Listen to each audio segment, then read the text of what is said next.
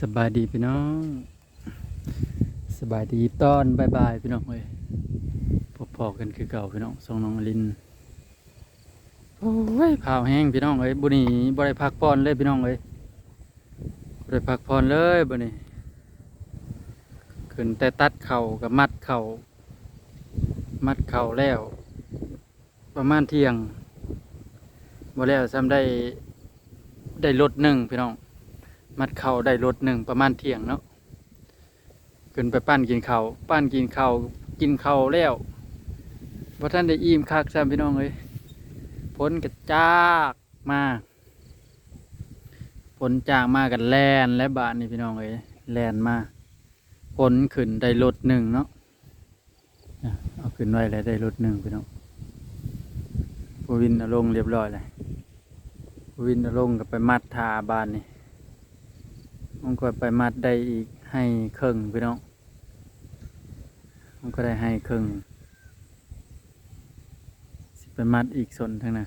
ผู้วินกำลังมัดทาอยู่พี่น้องเลยบ่ได้พักผ่อนเลยพี่น้องมื้อนี้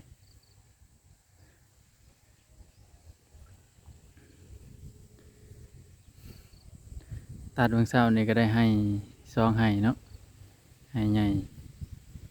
ให้น้อยตัวน่ะให้หนึ่งตัวนี้ก็เราได้ตัดได้ส่วนหนึ่งก็รวมกันเป็นสองให้เพราะว่าลุงเพิ่นก็มาซอยเนาะมื้ออื่นก็สิตัดถ้าฝนบ่ตกแต่ว่าเขาน่ะก่อยแล้วตอนนี้มื้ออื่นก็สิตัดก็สิบ่หลายพี่น้องมื้ออื่นก็คือเก่าเฮ็ดคือเก่าแบบตัดไปสวย10 โมง 11 โมงก็สิมามัดอีกมัดค้นกันอีกเนาะเฮาสิเฮ็ดแบบนี้พี่น้องถ้าตัดให้แล้วหรือว่าถ้าคนเทื่อเดียวบ่ได้พี่น้องเอ้ยเฮาต้องตัดไปนำมัดไปนำพี่น้องก็พยายามเฮ็ดให้ได้หลายที่สุดพี่น้องแล่นน้ำพระน้ำพลเด้ถือว่า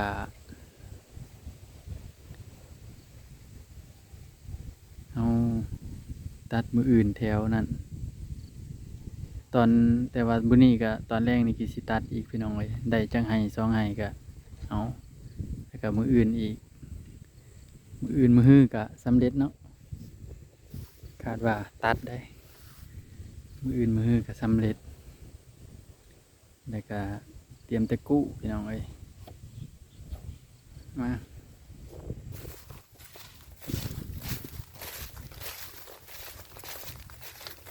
ฝ้าวน้ำผ้าน้ำพ้นพี่น้อง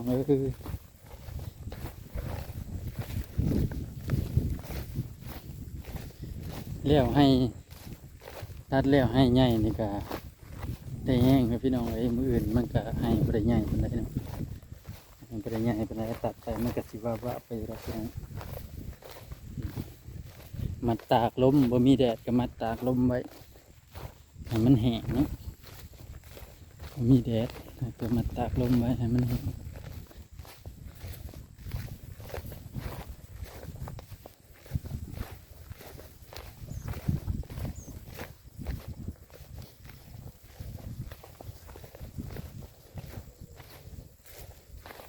เพิ่งเอาได้ติมีแห้งจ้ะ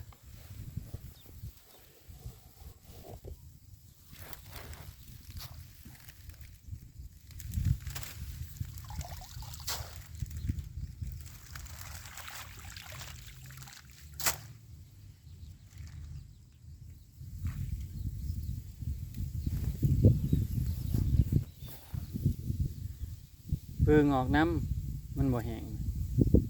ใจออก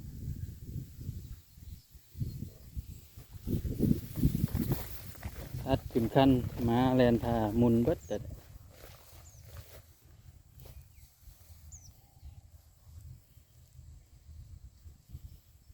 แค่แต่เฮาตัดเป็นพรไว้พี่น้องมัดก็บ่ได้ยากปานใดบ่ได้ฮุบบ่ได้ฮุบอันนั้นไปนำแค่แต่ให้นี่น้ำบ่ขังให้ลุ่มมันติน้ำขังนานแห้ง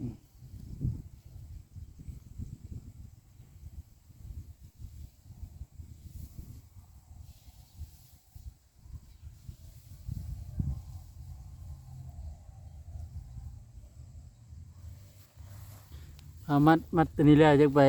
คน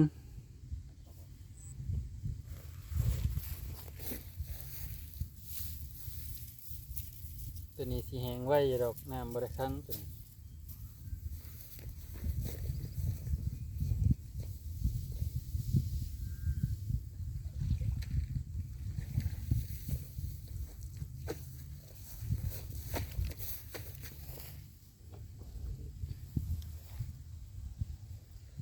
ให้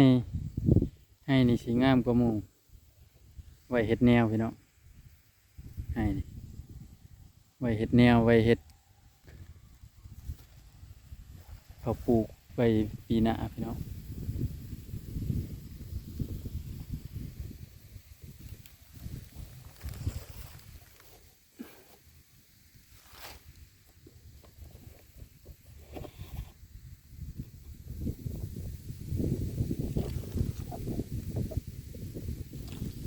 บ่แดดก็ขอแต่ลมพี่น้องเลย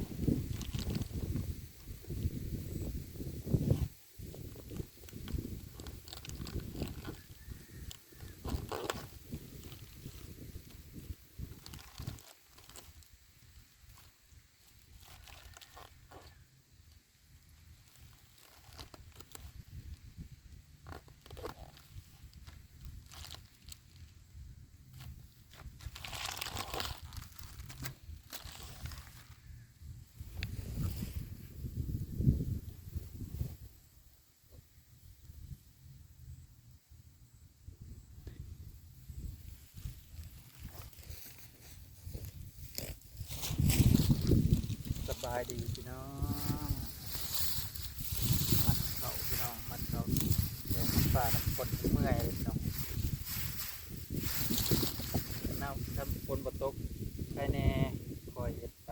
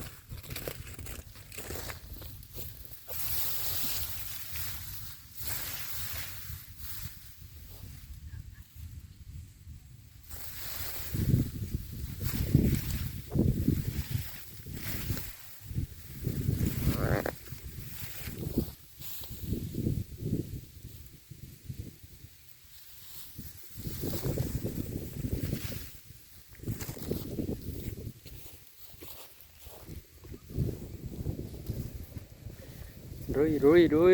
มืออื่นก็ไปโรงเรียนนะ